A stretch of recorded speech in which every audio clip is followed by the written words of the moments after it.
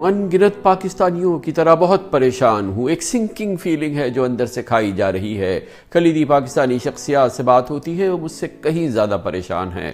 الحمدللہ تمام بڑی کاروباری شخصیات، اپنے شعبے کے چوٹی کے ماہرین، سینئر بیوروکریسی سے میرے دیرینہ تعلقات ہیں۔ 40 سالہ صحافیانہ کریڈٹ کے ساتھ اس کو میں جوڑوں تو کسی حد تک دعویٰ کر سکتا ہوں کہ پاکستان کی نبض پر میری انگلیاں رہتی ہیں۔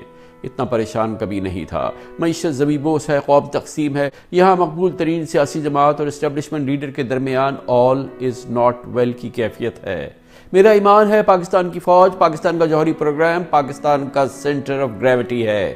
فوج کمزور ہوئی، پاکستان کمزور ہوگا۔ قوم کی نظر میں فوج کی عزت گھٹی تو پاکستان کی چولیں ہل جائیں گی۔ خدا نخواستہ میری دیرینہ دعا، خواہش، بھرپور کوشش ہے 22 کروڑ پاکستانی اپنی فوج سے بالہانہ پیار کریں، حرمت پر جان دیں۔ افسوس صد افسوس آج میں اپنے خواب کی تعمیل نہیں دیکھ رہا۔ حالات پریشان کن ہے۔ زندہ قوموں کی سب سے بڑی نشانی یہ ہے کہ وہ حقائق تسلیم کرتی ہیں۔ لیڈرشپ شتر مرغ کی طرح سر ریت میں نہیں دباتی۔ کیا یہ حقیقت نہیں کہ صرف 1 سال پہلے کی صورتحال کے برعکس آج پی ٹی آئی پاکستان کی مقبول ترین جماعت اور عمران خان مقبول ترین لیڈر ہیں؟